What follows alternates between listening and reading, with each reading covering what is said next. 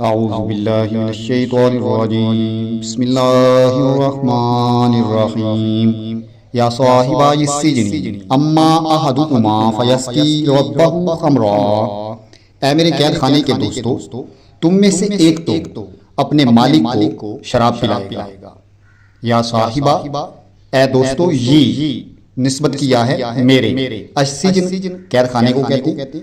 اے میرے قید خانے کے دوستو، اما بہرحال، یعنی اب یہاں سے وہ جو انہوں نے استفسار کیا تھا کہ ہم نے یہ خواب دیکھے ہیں، تو حضرت یوسف علیہ السلام نے پہلے ان کو تبلیغ فرمائی اور اب یہاں ان کو ان کے خوابوں کی تعبیر بتا رہے ہیں۔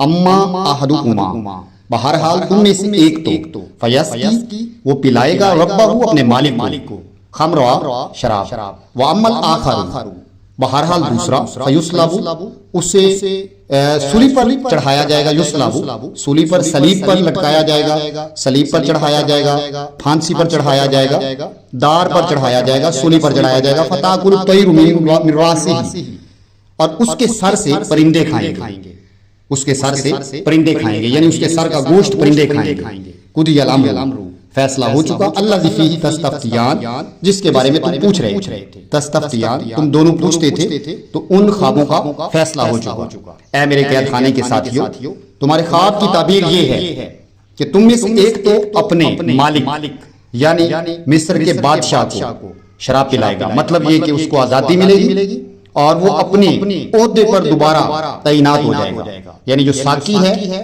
وہ اپنے عہدے کو پالے گا۔ رہا دوسرا، یعنی جس کے کھانے سے وہ کوئی نقصان دہ چیز مکھی نکل آئی تھی، تو وہ جو دوسرا ہے اسے بہرحال سولی پر چڑھایا جائے گا اور اس کے سر سے پرندے کھائیں گے، اس کے سر کا گوشت پرندے کھائیں گے۔ قضی الامر، فیصلہ ہو چکا جس کا تم پوچھ رہے تھے۔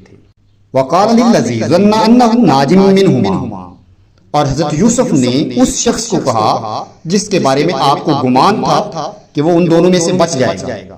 ظن، گمان تھا، انہ، کہ وہ ناج، نجات پانے والا ہے، منہما، ان دونوں میں سے۔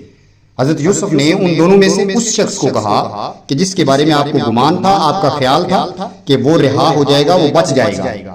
کیا کہا؟ اذکرنی عند ربک، مجھے اپنے مالک کے پاس یاد کرنا، اذکرنی عند ربک، مجھے اپنے مالک کے پاس میرا ذکر کرنا، مجھے یاد کرنا اپنے مالک کے پاس جا کر۔ فانساہ الشیطان، شیطان نے اسے بھلا دیا، ذکر ربہ، اپنے مالک کے سامنے حضرت یوسف کا ذکر کرنا۔